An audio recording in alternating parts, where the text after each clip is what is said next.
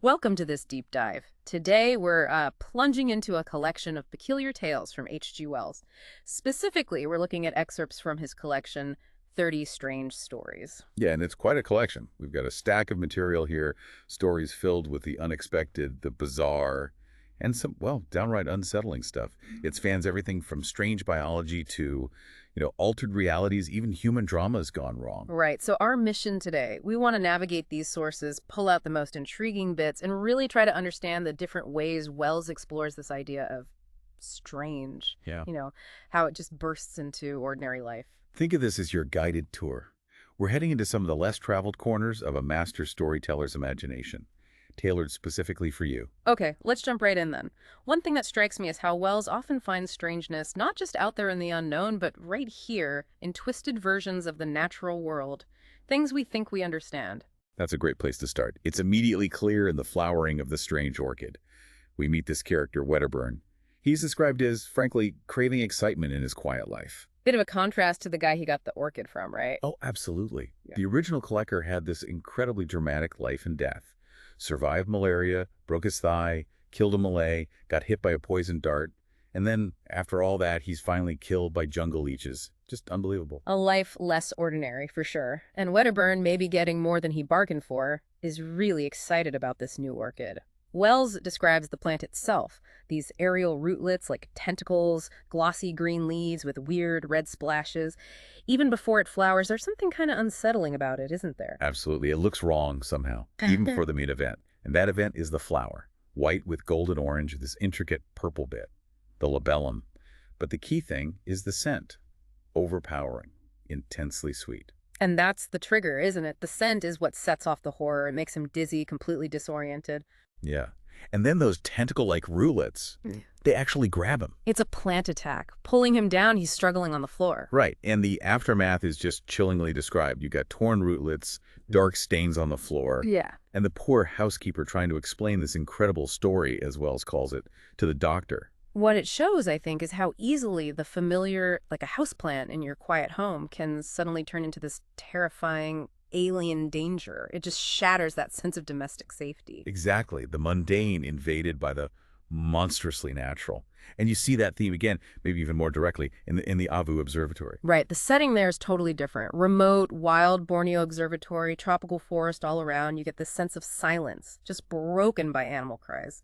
And Woodhouse, the assistant, he's all alone, on vigil. And then boom, sudden violent entry. This large, unseen creature. It's described as bird-like or maybe bat-like, with skin like oiled leather and a vast wing. It's just terrifyingly physical. It knocks over his water bottle, claws at his face, the description says, down to his cheek, and grabs his ankle with keen teeth.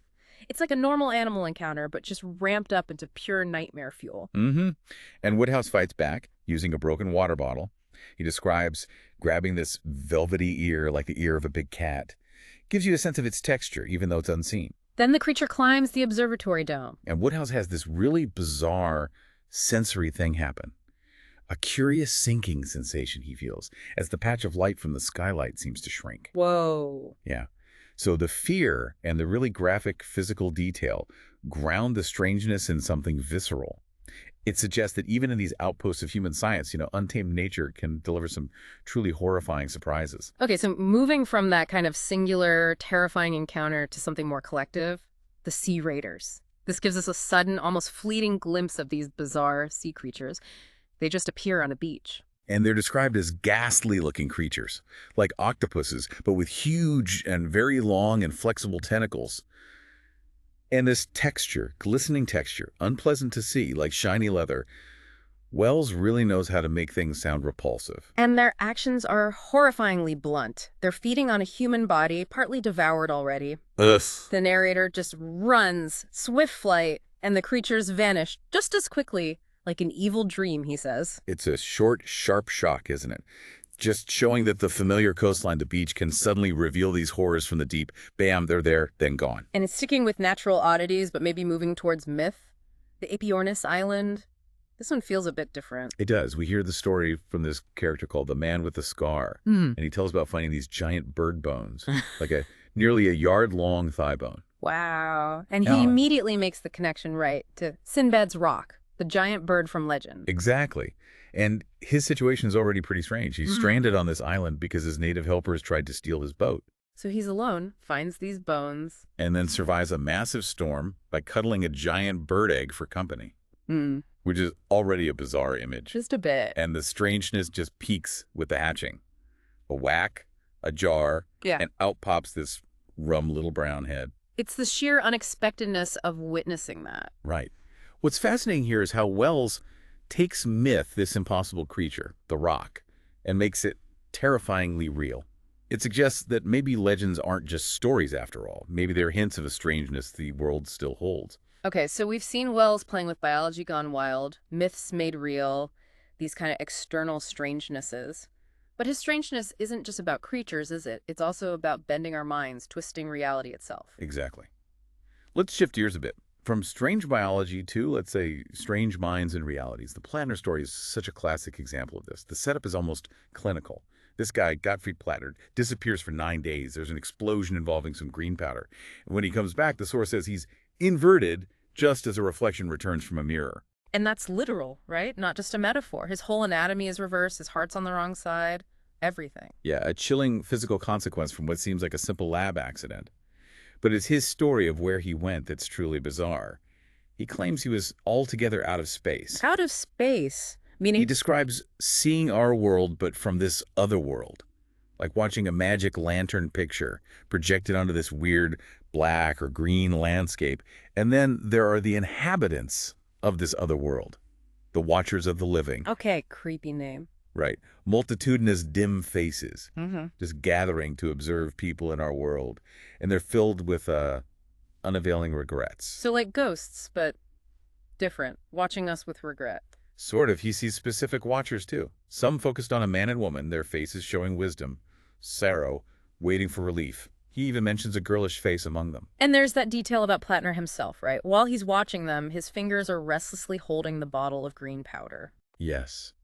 Such an unsettling detail. It makes you wonder, is he still connected somehow? Is part of him still there? And Wells just leaves you hanging, doesn't he? Was Plattner's account just an hallucination, maybe triggered by the blast? Or did he actually step into another dimension? Exactly.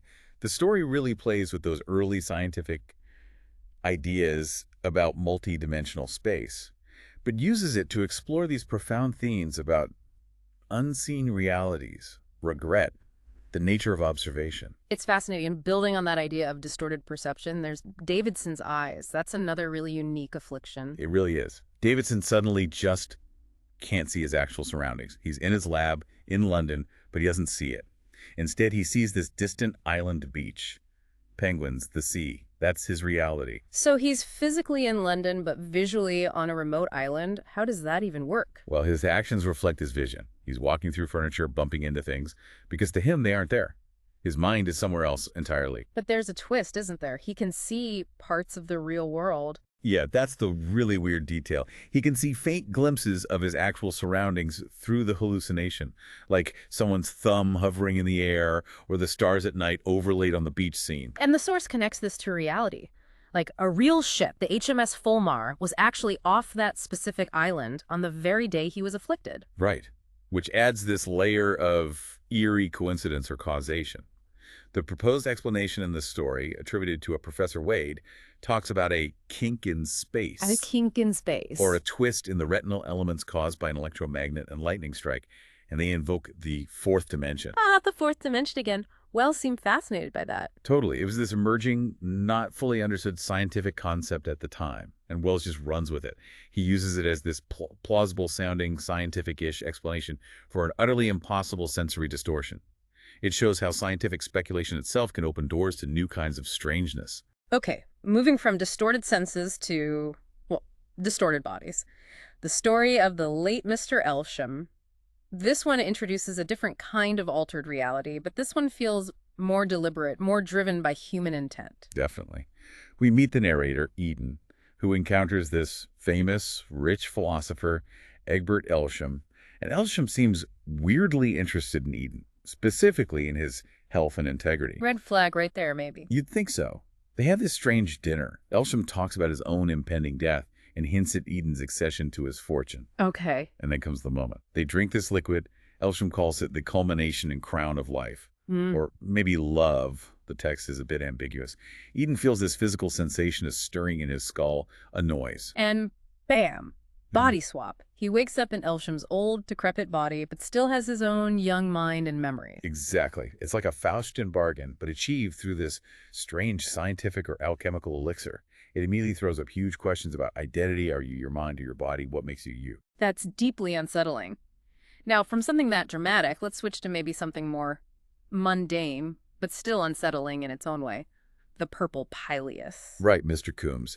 He's just this unhappy guy arguing with his wives and guests about Sunday activities and his connection, whatever that means. He gets angry, storms off into the woods, classic grumpy man move. And then he does something unwise. He eats some strange mushrooms, red ones with white spots and some yellow ones. Never eat strange mushrooms in the woods, especially not in an H.G. Wells story. Rule number 1, and the effect is immediate and dramatic.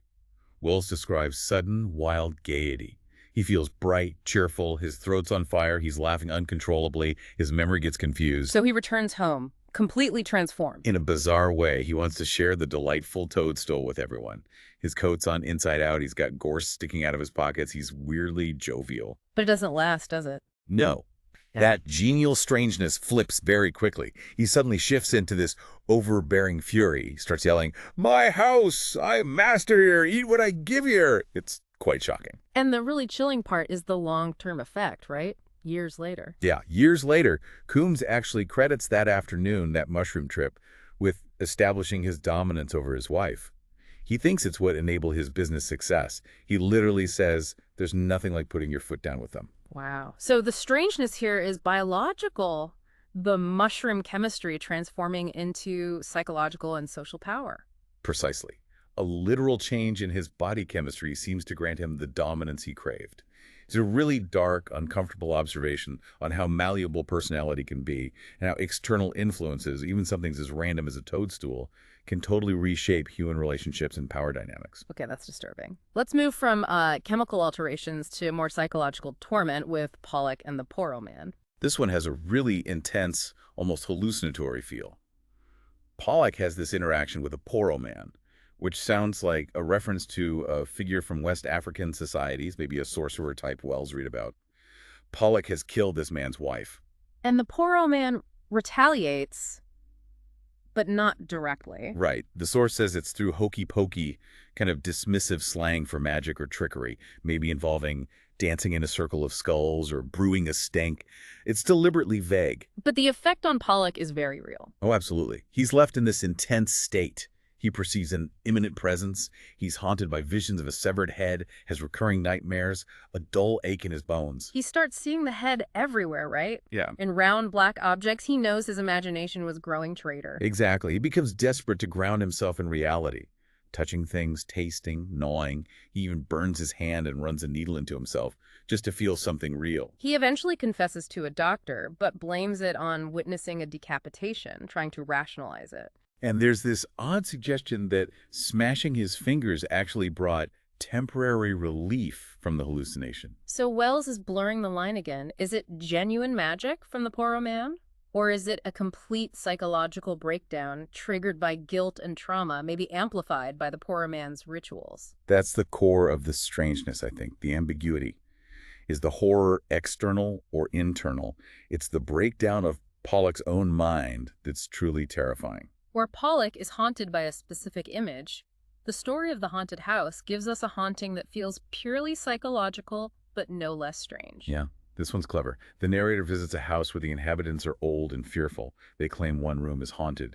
He experiences strange shadows, candles going out for no reason. But he tries to be rational about it. He lights 17 candles, right, to illuminate every corner and confront whatever's there. A wonderfully pragmatic approach to ghost hunting. But it doesn't work. The Yeah. candles go out one by one. The darkness grows. He sees this weird blinking on the wall. And the eventual realization, the chilling twist, is that there is no ghost in the traditional sense. The haunting is fear itself.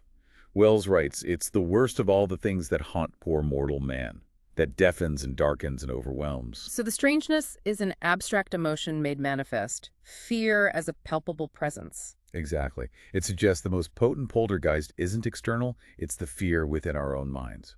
Very powerful idea. And finally, in this category of mental or perceptual strangeness, the moth. This one feels like it could almost be real at first. Right. Happily, he's an entomologist, so he knows insects. He sees this large, unknown moth in his room. And its appearance is weird, and its behavior. Yeah, it seems to match the pattern of the tablecloth and makes these sudden, jerky starts and turns. It seems to almost vanish and reappear. Very unnatural for a moth. He tries to catch it, obviously. Which leads to chaos. He knocks over his lamp, his microscope, ends up in the dark. And then he feels it. Yeah, he feels the moth blunder into his face, which is just, oh. His landlady is so freaked out by his behavior that she locks her door. So the real struggle for Hapley is internal, isn't it? Is this moth real, or is it a pure hallucination, as he wonders? That's the heart of it. He's battling for his sanity. He links it to mental strain, some rivalry he has with another scientist named Pawkins. What makes it particularly unsettling and strange is that it's not just visual. He hears it, he feels it. Exactly. That tactile element suggests a physical presence that might not actually be there. Or maybe it suggests a reality only he can perceive. It leaves you questioning his sanity, but also the nature of perception itself. Okay, wow. So we've covered a lot. Nature gone wild, twisted perceptions, body swaps, psychological torment. Wells really explores strangeness from many angles. Now, let's maybe shift focus slightly. How does strangeness manifest in more, let's say, grounded human situations? Still odd, often bizarre, but rooted in ambition, folly, human conflict. That's a good way to put it. It's about the strange turns human nature itself takes, especially when pushed by passion or difficult circumstances. A great example is the cone. The atmosphere alone is thick with tension.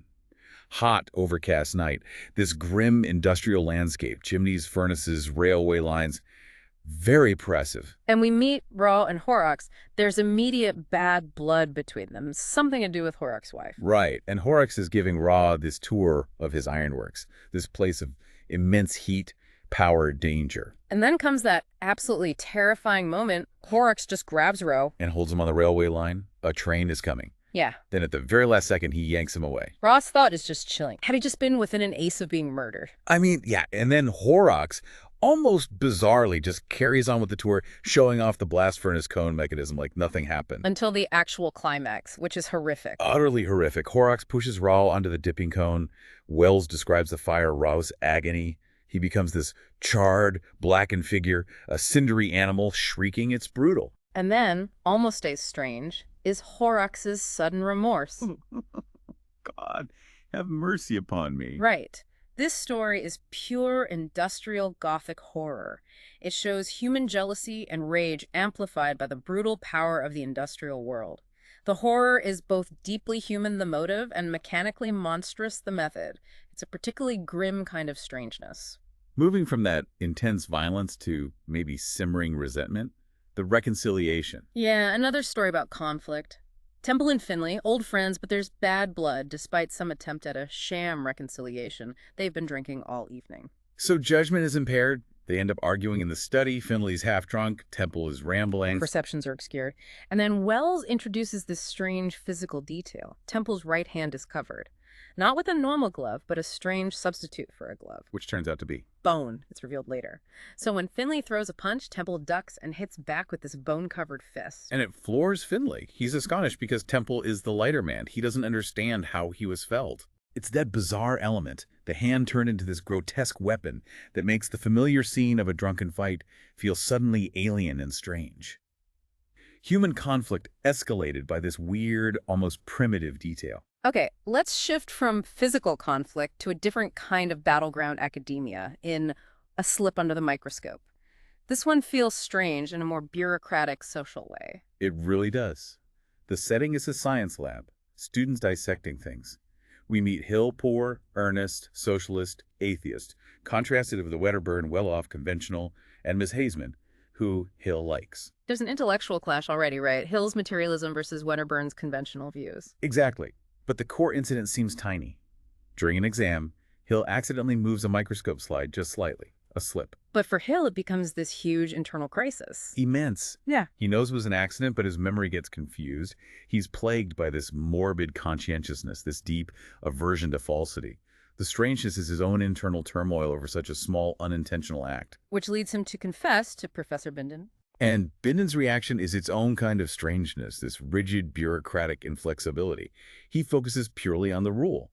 You were told not to move the slip. You did move the slip. If that is not cheating, he won't just deduct marks. He fails Hill completely, Mhm. changes the results list, so Wedderburn moves above him. Right, and Hill's bitterness is just palpable. He feels Wedderburn had all these unfair advantages, his father's influence, his social polish. Now this cheat label ruins his academic career, his chances with Miss Hazeman.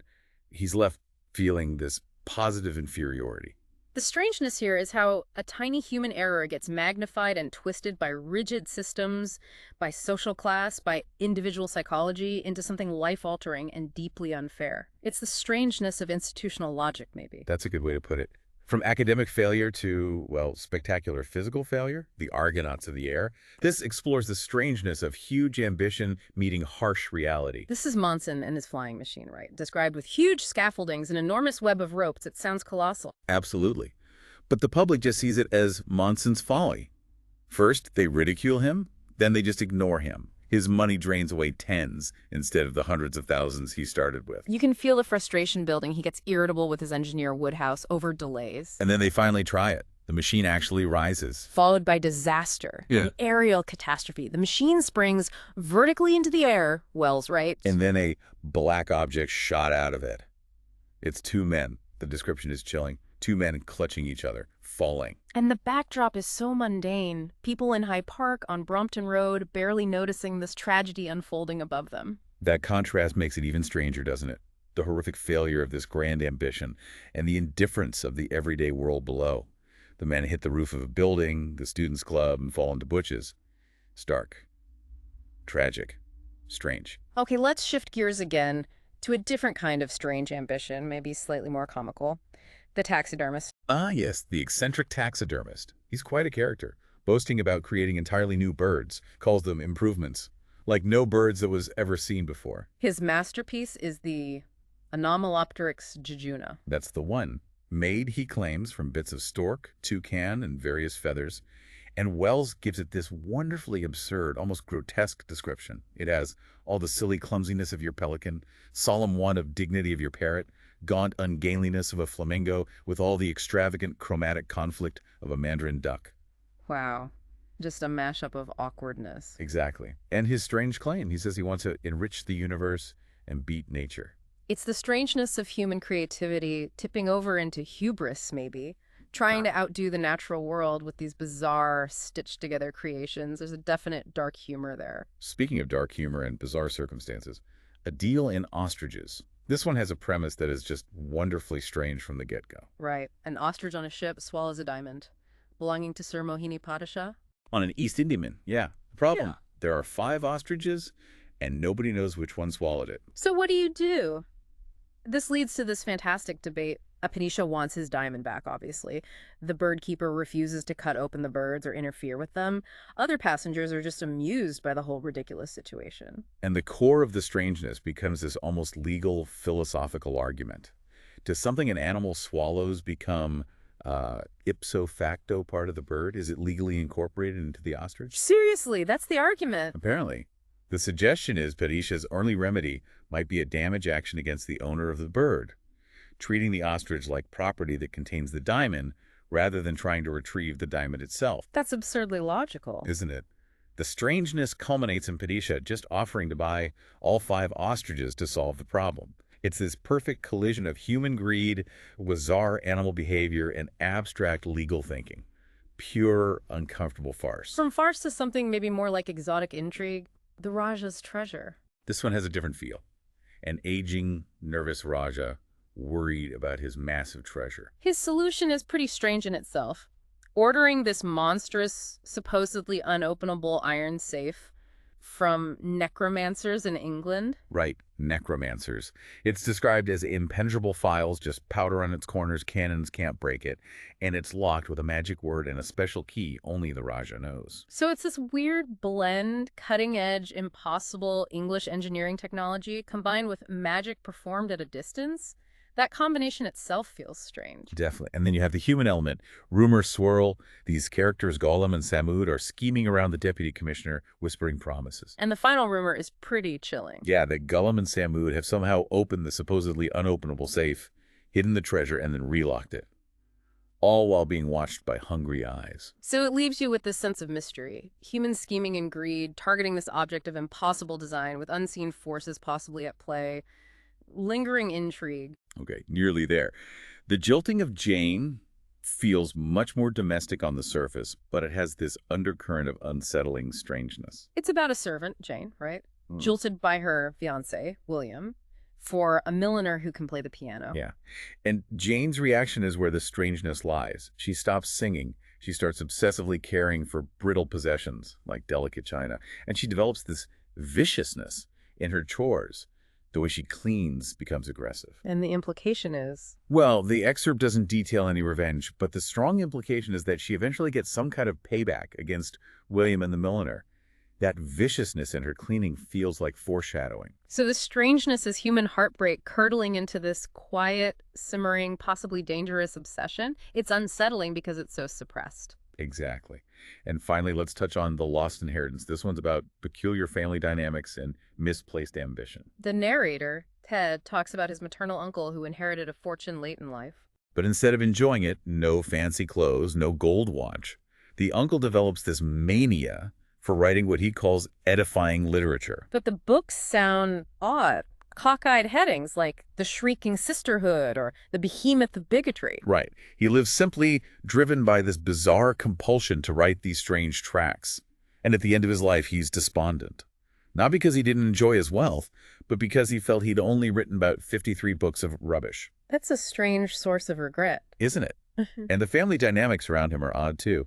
Like, the second cousin's son apparently ruins his inheritance chances just by crying in front of the uncle. Bizarre. And the setup is clear. The narrator's mother is the only other living relative, making the narrator the likely heir. So the whole story is steeped in this strangeness of misplaced priorities, peculiar behavior around money and legacy, and the odd, sometimes arbitrary ways families navigate inheritance. Looking back across all these different stories or snippets, what really stands out is how Wells uses this idea of strangeness, almost like a lens.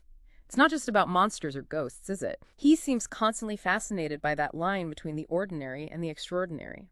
That's absolutely right. Even in these early tales, you can really see the hallmarks of his later, more famous work. There's the eruption of the unexpected into everyday life, definitely, but there's also that thin, fascinating line between science and horror, or sometimes just science and the utterly bizarre, whether that comes through warped perception like Davidson's eyes, or biological oddities like the orchid or the Apiornis. And if you connect this to the bigger picture, these stories aren't just, entertaining little chillers. They feel like explorations of human nature itself. Our Yeah. fears, jealousy, ambition, our follies, all seen through how we react when confronted with things we just can't explain or control. They seem to constantly question how reliable our own senses are and the limits of what we think we know about the world. I think that's key. They tap into these deeper anxieties, especially relevant for the time Wells was writing, with science and industry changing everything so rapidly. What happens when progress goes too far? What if the world isn't as stable or understandable as our daily routines suggest? And maybe most unsettlingly, what are we truly capable of, both good and bad, when pushed to extremes or confronted by the unknown? Those questions feel surprisingly relevant even today, don't they? They make you think about your own perceptions, how fragile our sense of normal might actually be. So we've journeyed through quite a landscape today. Strange orchids, inverted men, fear itself as a haunting presence, impossible visions. Not to mention industrial horror, bizarre ambitions, and all sorts of peculiar human dramas, all filtered through H.G. Wells's really singular imagination. Yeah, each story, even the fragments we looked at, offers this unique glimpse into his fascination with the unexpected and his incredible ability to blend the perfectly mundane with the utterly bizarre. And it really does leave you with a question, doesn't it? If the world within these pages, these stories, is so potentially full of hidden strangeness lurking just beneath the surface, then how certain can we ever really be about the reality that we inhabit every day? Something to maybe ponder as you go about your day. Absolutely. Well, that's it for this deep dive. We hope you found some interesting, perhaps thought-provoking nuggets in these strange tales from Wells.